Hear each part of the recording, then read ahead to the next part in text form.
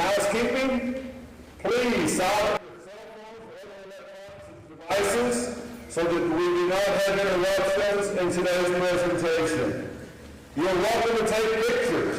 Just keep it behind your neighbors that are seated beside you. Members of the media, there will be media available at the conclusion of the presentation, and Paula will do interviews.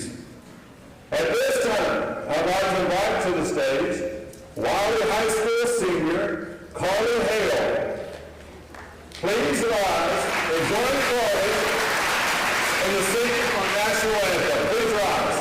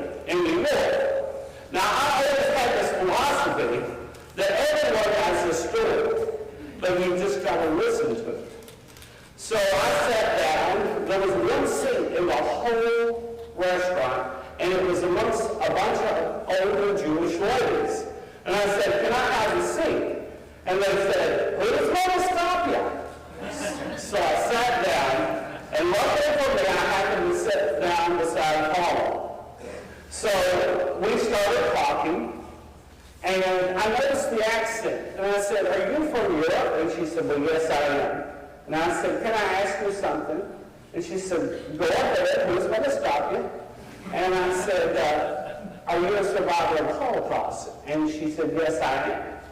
And so we started talking. And she told me her story. We sat there for probably 3 hours just talking.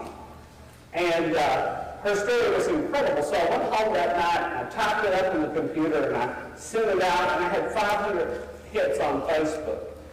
People wanting to know more. But I was with New York. So my next trip to New York, I went to Zabar's in hopes of finding her. And there she sat in the same chair. So we started talking. She said, come back tomorrow. I'll bring you the book. We'll talk about the book later. But she brought me the book, and we became friends. She gave me her phone number. At that time, Paula was all alone in the world, and she did share her story. It was when she shared her story, there was a lot of pain. But I said, it's very good that you shared your story, Paula, because there's so few Holocaust survivors left in this world, and kids need to know it. And so, through a series of events, we went to the Jewish Museum in New York City and started sharing her story, and we became friends. And the last trip I took to New York, right before the pandemic, we gave her a DNA test because she was all alone in the world. And through that DNA test, we found distant relatives here in the United States. We contacted them, and with their help, we found 3 living first cousins in Israel. So that's a little bit about our story. Paula's life began in Bergen-Belsen, which is now in the Ukraine. She was actually part of Czechoslovakia when she was a little girl. And she lived there in a village. And this is the village. Tell the children tell the students what It was a very nice town, very pleasant. I would go to school every day, and the children were very nice. But there was one group of children very hostile towards me, because I am Jewish. And they kept living like this, and I didn't understand why. And every week a preacher came, and he spoke to them, and we had to listen to it. They said the Jews killed Jesus. And we had a right to go outside, but it was too cold. We had to go through that every week when the preacher came. Then I would go home and tell my mother. She said, don't pay attention. They're just children. They don't know what they do. And your real name what's your real name? And then, What was your real name? I'm sorry, Your real name, what was it? very, very simple, very nice and quiet, nothing. Yeah, what was your real name? Your first name. What did your mama call you? My real name was Paula, and that was a Jewish name, so they changed it to Paul because they were afraid I might have a problem. And I remained the rest of my life Paul. So, at an early age, you experienced prejudice. Yes. Right here is the Jewish synagogue in Bergen-Belsen. The synagogue was very nice, very simple. They would have the ladies upstairs and the men the other way around. The men downstairs. Only that there was a special, like a boy became 13 years old, they threw candy down, and I used to run downstairs pick up the candy. Yeah. That was children were allowed to go down, but not the girls. Yeah. So it was a mountain community. Yes, very In peaceful. the Carpathian Mountains, right? Yes. And of course, the Carpathian Mountains separate Europe from We used Asia. to go after school. We would go to the mountains, Yeah. look at the waterfall. This river right here ran through your town. What's the memory of that river? Yeah, that looks like the town. Yeah, that is the town. Yeah. When you went to this river, what would you and your mother do? That was, you see, the trees are sort of white, not black, dark, Yeah. so they call the town after the trees, Bergen-Belsen. That's the name of the trees. Yeah, what did you and your mom do in the river? I'm looking at the trees, we used to, We'll get to the, Sorry. you used to wash the clothes, didn't you? in that Yeah, we river? used to go to the river and wash the clothes with a, what do you call that? Scrub board. Yeah. And then go home, take the clothes, hang it on a, what do you call it, on a, Clothesline. yeah. Was there any problems with that? The birds came and Stop the clothes. They messed up the clothes. Yeah. It was a vicious cycle, wasn't it? So this is what the forest looked like in Bergen-Belsen. And that's the birch trees. Yes, yes. Yeah. All right. And when you got to the top of the hill, what was there at the top of the hill? Top of the hill there was, oh, you see this? The waterfall? Yeah. All right. Let's turn out here and talk to them. So you lived this wonderful life in Bergen-Belsen. Now, this is an actual picture of Paula's family. Paula didn't have family, but I told you we did that DNA test. And one of her cousins who lives in Israel sent this picture. The lady with the Star of David, the purple Star of David, that is Paula's mother. This is the only picture that Paula had, and she received this picture about 6 months ago. And below here is her Aunt Esther, and then these were her two uncles. Her two uncles had Singer sewing machine dealerships. One of them had it in Palestine, and the other one had it in Budapest. And so they had their wives and their children, and this was Paula's grandmother. So, Paula, you never knew your grandmother, did you? She died in 1919, the flu pandemic that happened all over the world, where 1 million people died. That's when her grandmother died. And so Paula's mother lived there. And what did your mama do for a living? My mother used to make wigs for very religious Jewish women. They weren't allowed to use their own hair, so they shaved the head, and she made wigs. I remember seeing mannequins, and she would buy hair, real hair, and crochet it like, make a wig for whatever color they wanted.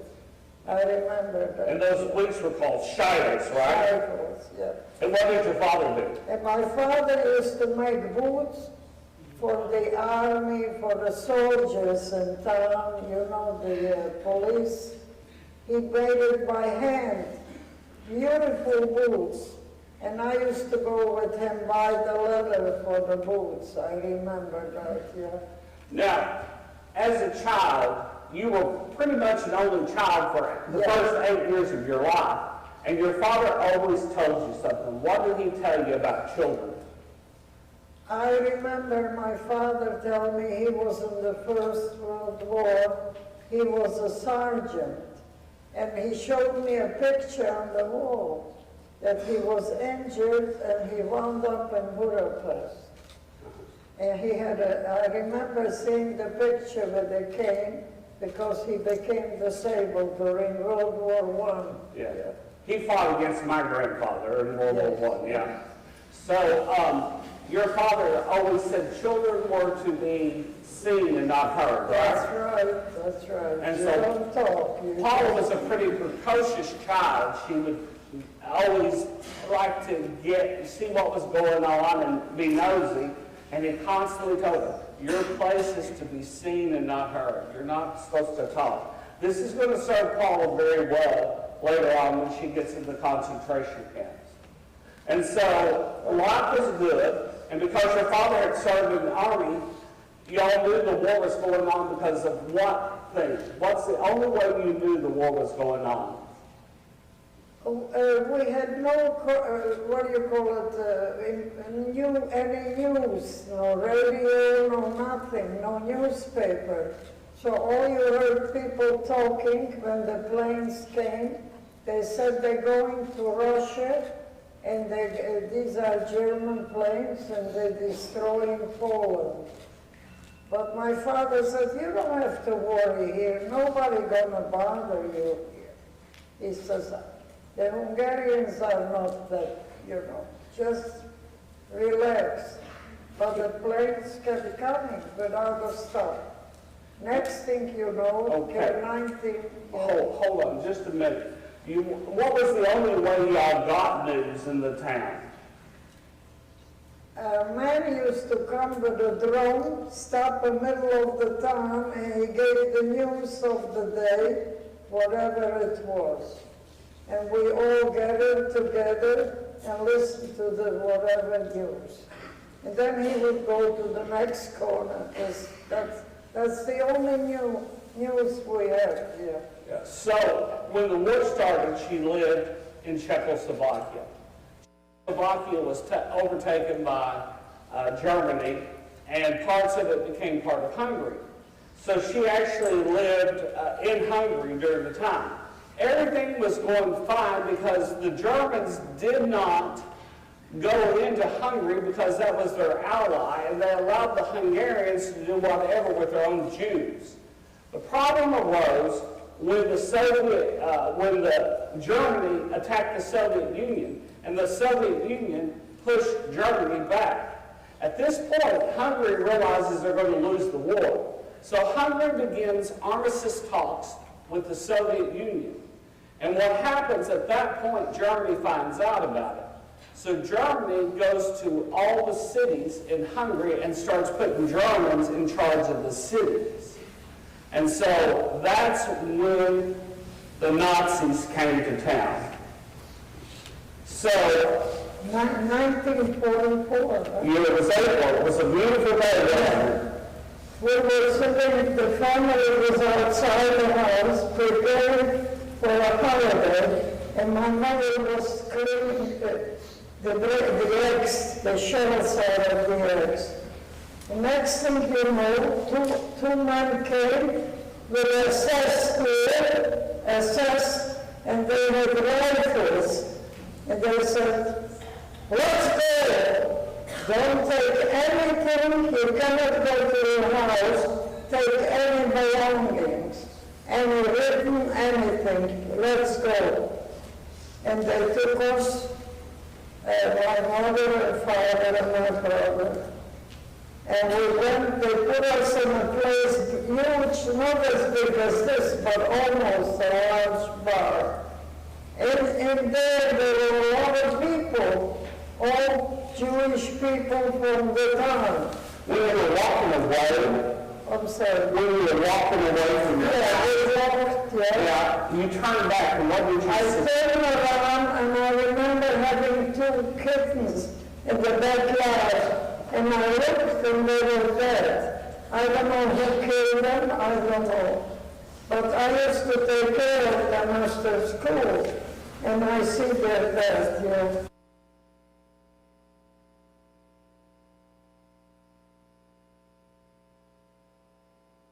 A couple of miles, no, not too far.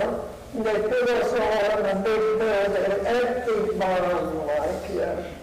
And everybody there was, all the people from the neighborhood, they were all in there, and nobody knew why we were here. The people said, we're over here temporarily. They're going to put us in a different, nobody knows where we're going, what is this, why are we here? This went overnight, and the next morning, they said everybody out. And they made us walk to a track or railroad track. To the train station. Yeah, train station. But we don't know what it is. We kept going, and suddenly we see, what do you call it, wagons came, like... Cattle cars. Yeah. And they said, everybody up, everybody go up there. And there were a few of those wagons, and they put the people there. We were like sardines closed. You have no room to move, nothing to, you had to stay there. There was a little bit of hay down on the bottom of the thing. And people keep saying, where are we going? Nobody knows, people look at each other, why are we here? No answer, nobody knows. Suddenly it starts to move, and we're going maybe 2 miles or 3 miles, I don't know. It was about 360 total miles. Next thing you know, it stopped, and I look through and I see a man pouring water in the Train. yeah. And I hear some people say to the man, "Where are we going?" The man is not talking. And he's holding a cigarette and he's flicking the ashes. I'll never forget that. He didn't talk, but he kept flickering the ashes of the cigarette. And that stood in my mind till after the war. To this day, I remember he didn't talk. So he was basically saying, He sort of let you know that you're gonna die. I assumed that you're gonna be killed or something. I don't know what was his aim. But he's afraid to talk because there is a Nazi on one end and a Nazi in this end with a machine gun. Maybe he was afraid to talk, I don't know. Next thing you know, they say, "Let's go." They keep going, and it's like twilight. You don't see. It's 3 o'clock maybe in the morning, very dark. Next thing you know, they stopped, and they said, "Everybody out." And when you out, they say, "The men go here, and the women go this." what did your dad tell you to do at that point? It's a frightening, it's in the dark, you don't know where you're going. Next thing you know... Your father, hold on just a second. Your father, he got separated from Yes. you. You were a daddy's girl, weren't you? Yes, yes. And what did your father say to you? To go with your He mom? said, "Take care of your mother," he said, my father, yeah. And I'm standing there, but the light, the sun, it came out, like better, I could see more. And next thing I know, I see my mother is quite a distance, not too far away, with my brother, and I am remaining here. And the Nazis come over, and they shine a flashlight in my eyes. And I didn't understand at the time big flashlights like that. Then years later, after the war, they did that to see how old you are. Now, this is real important. Yeah. The year she goes, they start taking 15-year-olds. Yeah. Up to that point, they were only taking 16-year-olds. But the year that she came, it was toward the end of the war, so they needed more workers, so they increased the age to 15. Paula was 15 years old. If she had gone the year before, she would have been sent straight to the gas chambers. But because she was 15 years old, they shined the light, they saw how old she was. So what did you do after they shined the light and you saw your mother on the other side?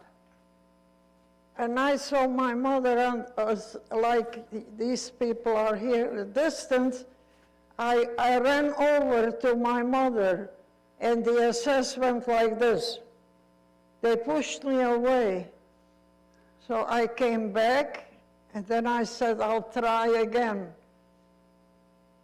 I said, "I want to be with my mother and brother."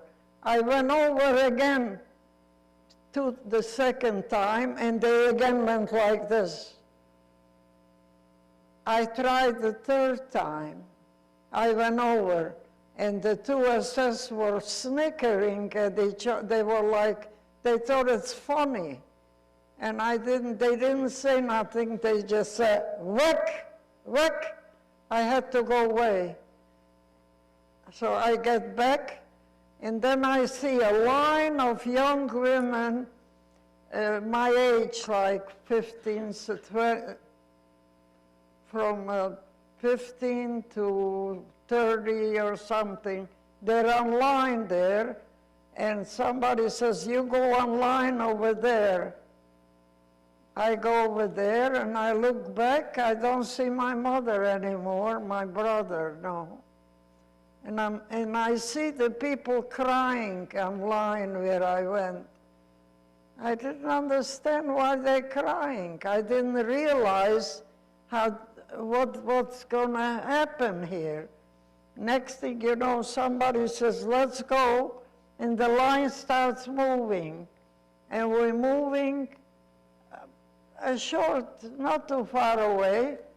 Next thing you know, we stop, and there is a place like a chicken coop or something. They say, you get in there. We come in there, there is nothing, no bed, no nothing, only wood chips on the ground. They say, you're gonna sleep here tonight. And I'm looking, no bed, nothing. Who told you to sleep on the ground? Yes, you stay down and no talking. Who told you that? 2 ladies were there with a yellow band, and they were a couple. They spoke Polish language, and I speak Polish and Czech. I learned Czech in school, so I understood what they're saying. They said, you stay here and no talking and don't ask any questions. That's where you sleep. And this was like 3:30 in the morning. 3:30, yes. And at 4:30, what happened? About 4:30 in the morning, I think was a whistle, everybody out. And you get out of the place, and there is, oh yeah, you could see that? Yeah. You stand in line, and I didn't know why we're there, and somebody said that they're gonna give you a number on your hand. But I was so far from this was like unbelievable how far I was from that particular. And another thing, somebody said, don't sit down. You stand on line. If you sit down, you never, they didn't say where you go, you disappear. You're not gonna be, so don't, no matter how tired you are, you stand. So you didn't want to get a tattoo, did you? I was so frightened of a tattoo. They never came because the line was too far from where I was. So you always stayed in the back of the line? Yeah. And when you were in line, what did you see off in the distance? As I looked around, I saw across from me, I saw grass, and I saw a lot of twins, hundreds of twins. I never saw that in my life. The same face, they're all twins, sitting on the grass like in a distance, yeah. Later you would find out that would be the twins that Dr. Mengele used for his experiments, where they would give one twin a poison or do something to the twin and see what it did versus what it did to the other one. They just sat there. They didn't move, no. It looked like it was unreal to see the same faces. So one day you're at the end of the line and there's an announcement over the PA. What do they say? They announced, who wants to go to Hamburg? We need people to go to work there. I volunteered immediately. I wanted to get away from this situation because they didn't give us any food. They only gave us potato, little they didn't know, no utensils, no nothing. Just in the lab, they put some potato shells, little from potatoes, little tiny shells. I said, I gotta get away from here. So when they said they need people in Hamburg, I volunteered, and they came with a truck, and they put me on the truck. Maybe 150 people, I don't know. We went to Hamburg, yes. Now Hamburg was on the river, and the river was used as a major transport. You see Hamburg up here, boats would come in and bring metals and supplies to Germany, and they would manufacture.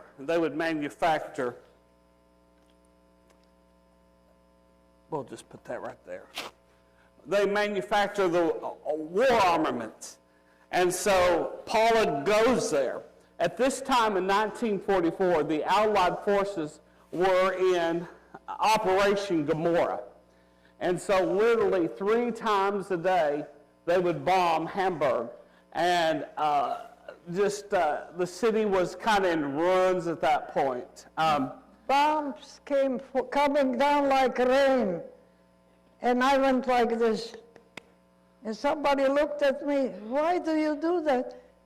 I feel the war gonna be over soon, right? If you see, I said, they're Americans over there. They know I am here. They're not gonna throw a bomb. They have a map. They know I am here. They're not gonna. The German people were allowed to go to a shelter every time the bombs started to come. But I had to stay by the wall, and our job was to clean the bricks because the city was all destroyed, but they need the bricks to clean so they'll rebuild the city eventually, you know? So they had you cleaning bricks. You also scraped ice off of what? But the bombs kept coming. What did you scrape ice off of? The railroad tracks? Yeah. And so did they feed you very much when you were in Hamburg? They gave us little tiny fish with the head, with the skin, little tiny ones like that. Minnows? Yeah, yeah. And they put it in our lab. And this went on about a week or more. You were there for several months. But Paula, other than the minnows, tell us about the apple peel. Oh yeah, there was a man, he was a soldier, and he was eating an apple, but he cleaned the core of the apple, and he threw the shells down. And when he turned away a little, I picked up the shells and I put it in here, and that was my dinner, yes. He didn't, I was afraid if he sees it, maybe I get in trouble. Did you ever dig in trash cans? I saw big trash cans on the side of and I ran over, put my hand in the trash can. There was nothing but black, like ashes, black dust. But I found a piece of letters there, so I took the letter was a little dirty from the ashes, so I put it here. And then the end of the day, when we went back to where we slept there, I cleaned I opened the water and washed the letters. So that was, yes. And this went on. Were you hungry all the time? One day, I smelled something cooking, and we went in the back of where we stayed in the daytime, and there was a big pot, like huge, and I smelled soup. I didn't see nobody there, no person. But I figured I'd get some soup. But where are you gonna put the soup? So I found an empty can, like from a sardine or something. I took it, and there was a big ladle where the soup was, no person. So I put the soup in that beautiful soup. I said, oh my God.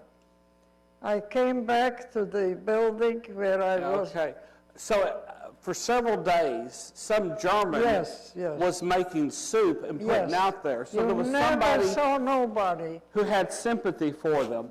Yeah, maybe they were scared, they would come in the morning early. I never saw nobody there. So you went back to the building where you were housed, and you were talking to a girl. Yes. And one day, a young lady, I don't know, we had no name, only a number. So that's how you communicate, 4, 5, 6, 7, whatever number. So I see this young woman with a number. I says, oh my God, what good soup we have. She says, could I switch with you? I'll go where you are. I says, how are we gonna do that?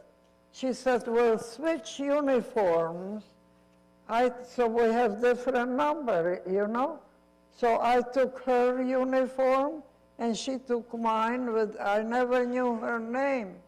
She said, I would like to get some soup. I said, all right. She came, and we switched, and she went to get soup. And then You went to her work detail? Yeah, she went back to her where they were there.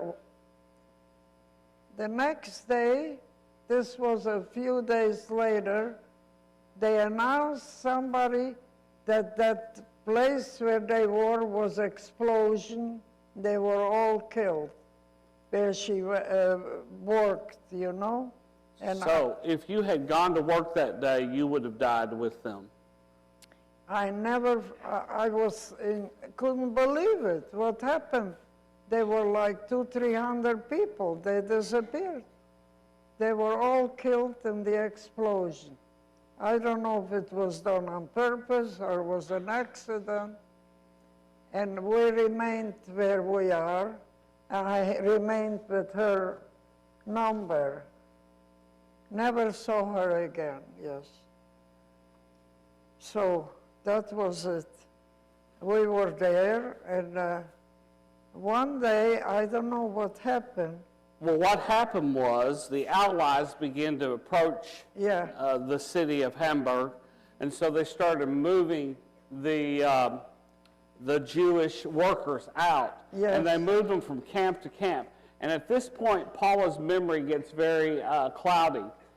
Paula has a way of blocking out horrible, horrible things from her memory.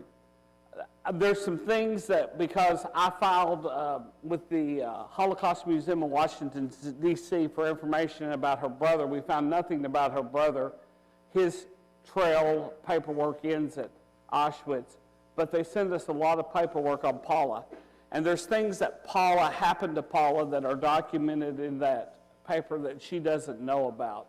Horrible things. And so on this journey, she blocked it out because literally these Jews were dying because they were walking them from Hamburg back to Bergen-Belsen.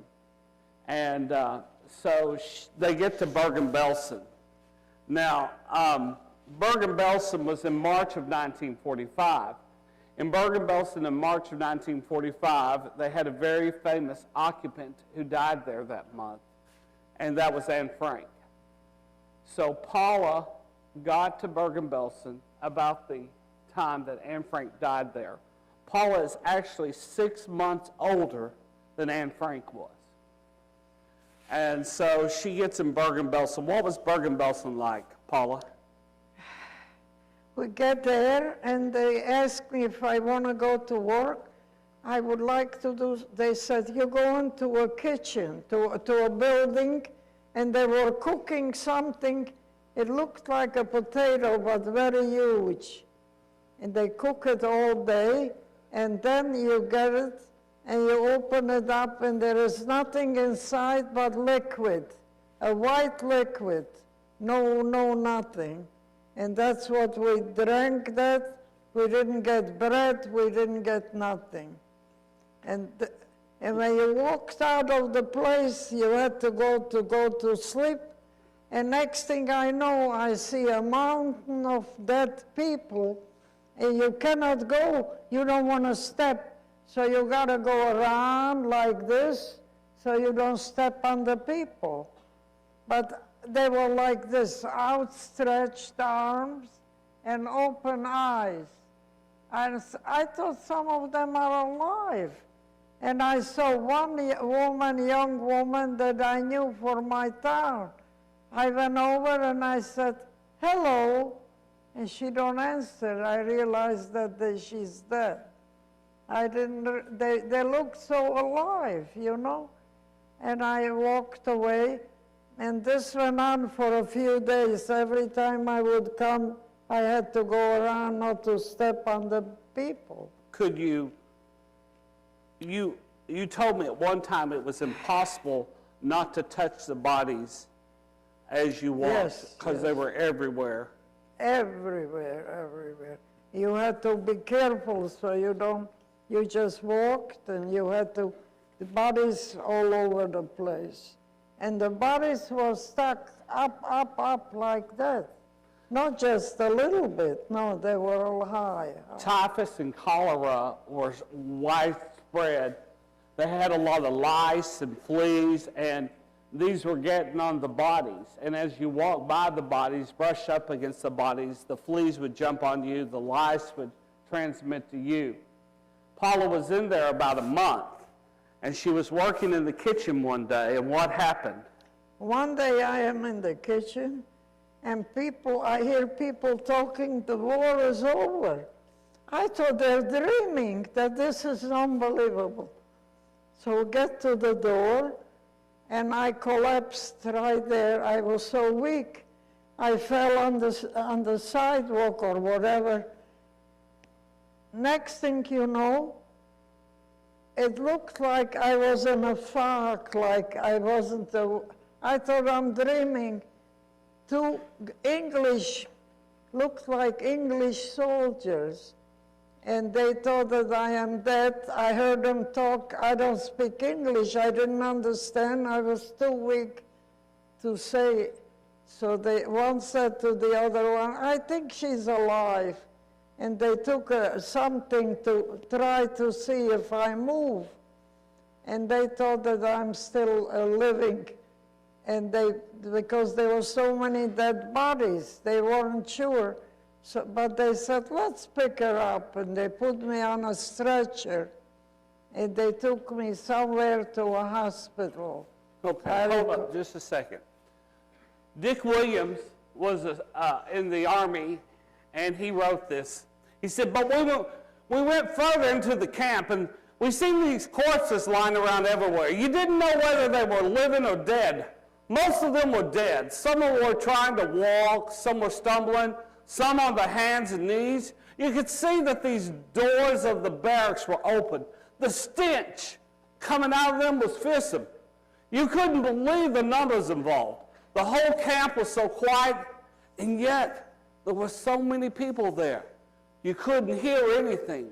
There was just no sound at all, and yet there was some movement. Those people could walk or move, but just so quiet. Everything was just ghost-like, and it was unbelievable that there were literally people living still there. There was so much death. So Bergen-Belsen was horrible, and they took you to a hospital. What happened was there were a few soldiers left at the camp. So they made the soldiers start lifting the bodies, but there weren't enough soldiers to lift the bodies. So they went into town, and they started gathering up Germans and taking the Germans and making the Germans pick up the bodies and throw them in the pits. And as they did, the Germans started getting the lice and the fleas, and they started dying. The people who were lifting these bodies began to die from the diseases that these people had in this camp. And so Paula, that's the thing about Bergen-Belsen. As soon as they cleared the bodies and threw them in the mass graves, and they buried those people, they burned down the barracks just to get rid of the disease. The Allies had actually accidentally bombed the water supply for Bergen-Belsen, so 4 days before the camp was liberated, there was no water in the camp. So Paula's in the hospital. And I saw Red Cross nurses, but I was so weak I couldn't talk. So, and they tried to feed me, and they took a spoon and they pried open my mouth. They couldn't put the food down. They had to force it. They gave me something like mashed potatoes, something soft. And this went on for days. I couldn't eat. I was too weak to get any food. And I couldn't walk. So and I remember one nurse on this side and one on this side walked with me. I couldn't walk. They helped me go to the bathroom. But they spoke English. I didn't understand a word. but I saw their faces. They were so try to help me, you know. Little by little, day after day, I was there a month in that hospital, yeah. Little by little, I got well enough to be able to they put food in my mouth, yeah. And we there stayed probably a month, yeah. And as we finished, I guess, the door was open. I heard somebody say, "Where are you gonna go when you finish here?" So actually, at this point, when you get well enough to walk, Yes. you go to Camp Landsberg. Yes, yeah. And They you put- live there, right? It was a big place. They can see it right You up here. can see it here, yeah, Yeah. yeah. And it was full of teenagers, wasn't it? All like me, they were young boys and girls, and they all spoke a different language from different countries, they were Greek, they were Polish, Hungarian, yeah. They put us all together in there, yeah. Now, they put the girls in the top story and the Yes. guys downstairs. Yes. And at night, they would play music and y'all could go dance Yes, together. yes. And they also exercised y'all. They marched y'all around so that y'all would get fresh air and have time together outside. And so you heard the announcement and they said, you can go to 4 places. What 4 places did they tell you could go to? You can go to America, Canada, Australia, and what do you call it? Palestine. Yeah, Palestine. Which would become Israel. You have a choice to pick where you want to go. And I remember that my father had a brother in America. I said, I want to go to America. So they take they tell you to go to the American embassy. I didn't know how to go. They said, you got to go to Munich. I had no money how do you go to a place? So I went on the highway, nobody's there, no car, no nothing. I'm going like this, and a Jeep stops. 4 officers came out of the Jeep, and they were all black. And they had like, what do you call it here? Medals. Yeah, medals. I don't speak English. What could I say, "Me go America." They said, "Get him." And they go 100 miles an hour. You believe it? I am sitting in the Jeep in the back. I said, "Please, God, help me to survive."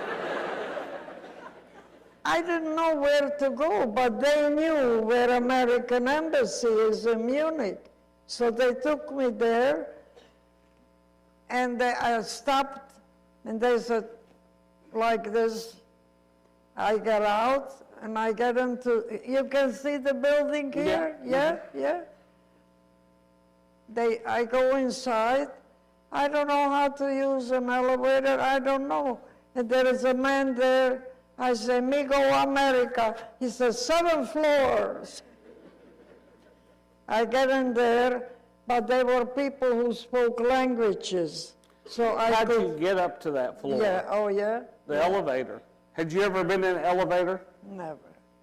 I didn't know where I'm going. An elevator? I never saw that.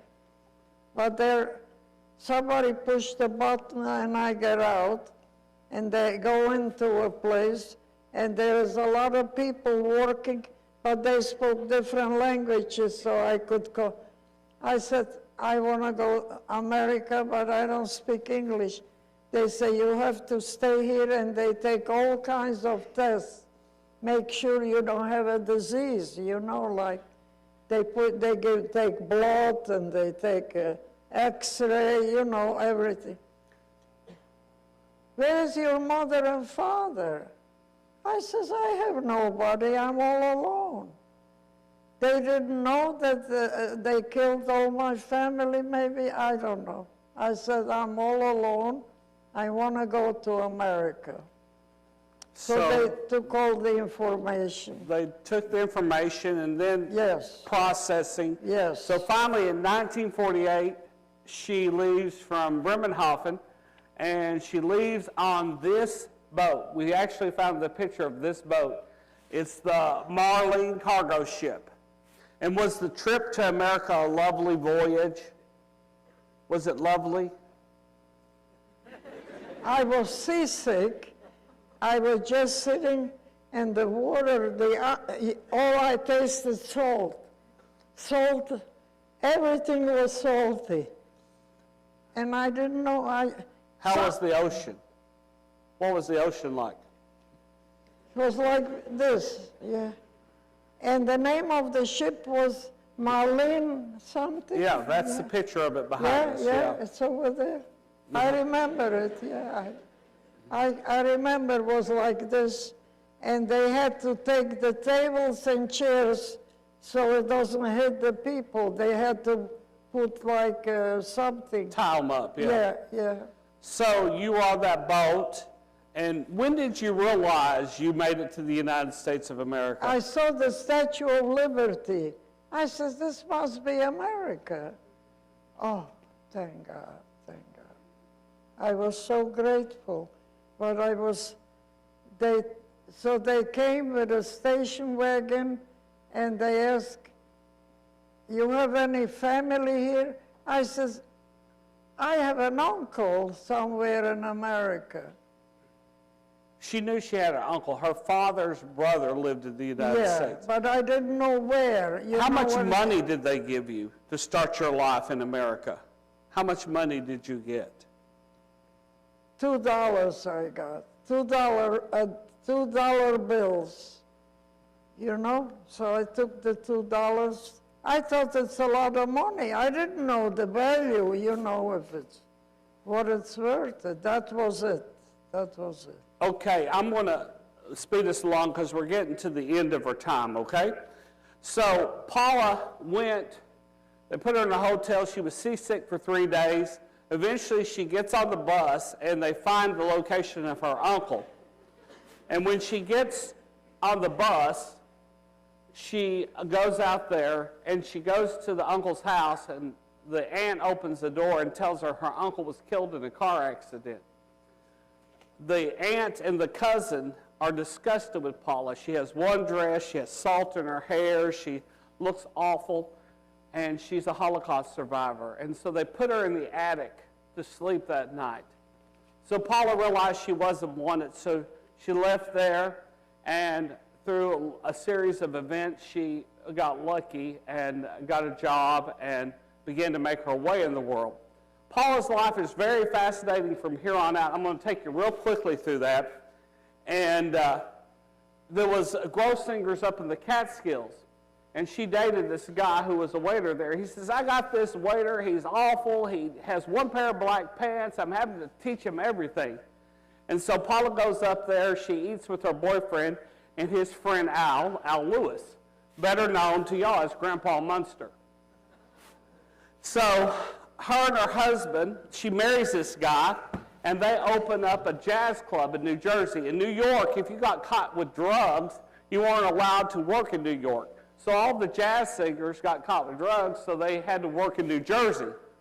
So Paula and her husband Bernie opened up Sugar Hill, and she knew Sarah Vaughan, Dinah Washington, Chet Baker, Stan Getz. Now, unless you're into jazz, you won't know those people, but if you're in jazz, those are big names. But the biggest name she knew was Billie Holiday. In fact, she used to sit backstage, and this is Paula's husband, Bernie, and Billie Holiday walking in front of the club, Sugar Hill, and Paula would hold the dog while Billie sang on stage. And her husband was horrible to her, wasn't he, Paula? He would bring in 3 ladies of the evening and buy them drinks with Billie's money while she sang on stage. What was Billie like, Paula? Billie Holiday. Lovely, lovely. Such a nice person. And she had a little dog, and she went on stage to sing. I watched the dog, the little dog, Peppy. A little dog, oh, delicious, so beautiful. Peppy the name, yeah. Yeah, her husband wasn't a good businessman, and he wasn't very affectionate to Paula. Horrible. She divorced him and moved on, and she became a waitress at one of the big delis in New York, Fine and Shapiro. It's no longer there, but she was the waitress to the stars. She knew Rita Moreno, Jason Robards, Margaret Hamilton. I saw her the other day, and she was on a show. Rita Moreno, yeah. Ryan O'Neal, Tony Randall. Up here, that's Shirley MacLaine and Bella Abzug. Bella was a big tipper, wasn't she? Bella, she was a big head. Oh, I tell you, she wanted to be the mayor of New York. And she was every day making speeches right where I worked in the restaurant outside. And she came in with a lovely young lady who's Shirley MacLaine. And Shirley MacLaine always helped her. They came together. And you know what they did talk about? Women's rights. That's all they talk. I heard them talking. Women's rights, right. She knew Zero Mostel real well. He came in every day. He wasn't yet Tevye on Broadway and Fiddler on the Roof. He hadn't won his 3 Tonys yet, but he would soon do that while he was a customer of Paula's. She was on this TV show as a waitress. This was her customer, David Susskind, and she was the waitress on that TV show. And then one of her best friends was 2-time winning Oscar winner, Shelley Winters. Shelley would come to the restaurant. What would she eat, Paula? What would Shelley eat? I'm sorry. What would Shelley Winters eat? Oh, what a lovely lady. And she lived right down the block where the restaurant was. So she said to me, I'll give you the key, and you can go in there, wait for me, because sometimes she went out with her friend Farley Granger. He was an actor. Who also was Oscar winner. They were friends, yeah. So she said, you come in, you sit down, and I'll see you later, yeah. She would come there, and I wait, because I worked all day. After work, I would go there, wait for her. And she was telling me she was born in Brooklyn, and the parents were very Jewish, and she almost married Italian men. They didn't like that too much. Yeah, her favorite customer, though, because he was so sexy, was Woody Allen. Oh.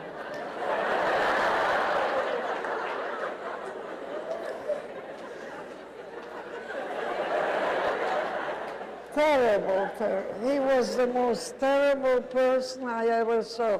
He would come in with a hat pulled down so you can talk to. You don't want to. I never saw men so terrible. But he came in with a lovely lady, Mia Farrow.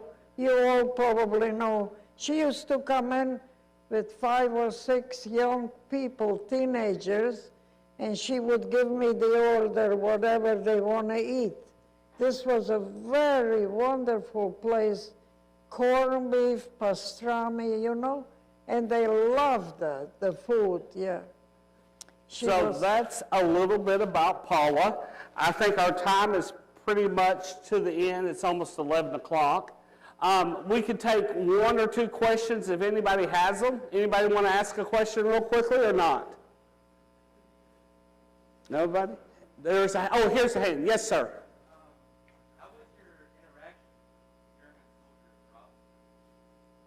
How was your interaction with the German soldiers? I tell you, I didn't know. I didn't understand. I was bewildered. It was like I was in shock, let's put it this way. I couldn't understand why they don't like me, not me personally. I mean, I never had any conversation with them, never. Yeah. No. But remember what her father told her? To be seen and not heard. Yeah. So that was a survival mechanism that helped her get through this, just to be a piece of wallpaper, And just those- to blend in. So I will tell you, she did have some negative reactions that she doesn't remember. She's blocked them out of her memory. But that is something we don't want to bring up in her mind at this point in her life. Some very negative things happened to her. Now, Paula, you have 1,000 kids out here. What would you want Can them... I take them all to New York? No. No. We put them, they're so wonderful. I don't, Yeah.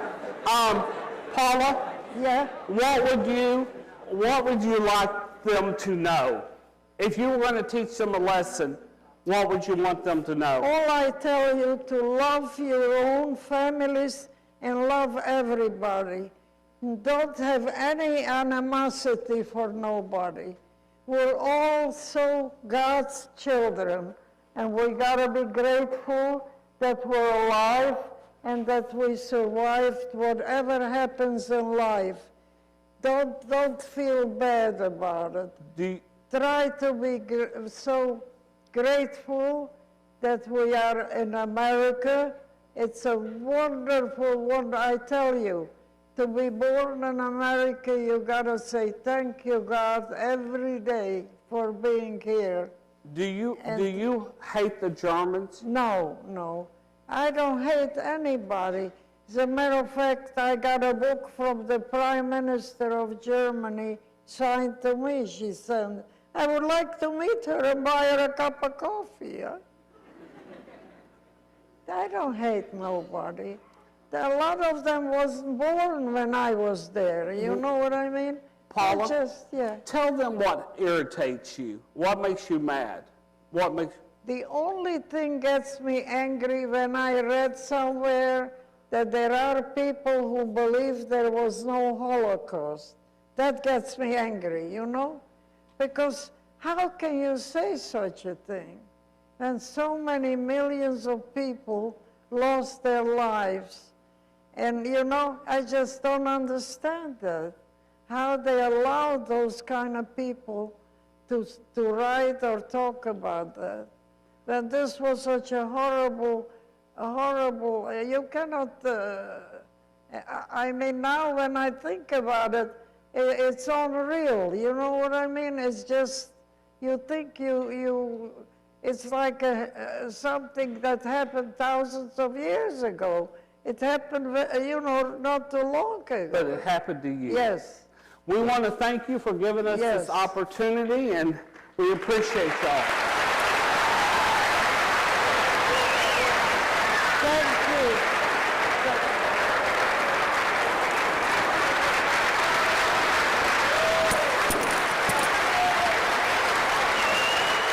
That's all right.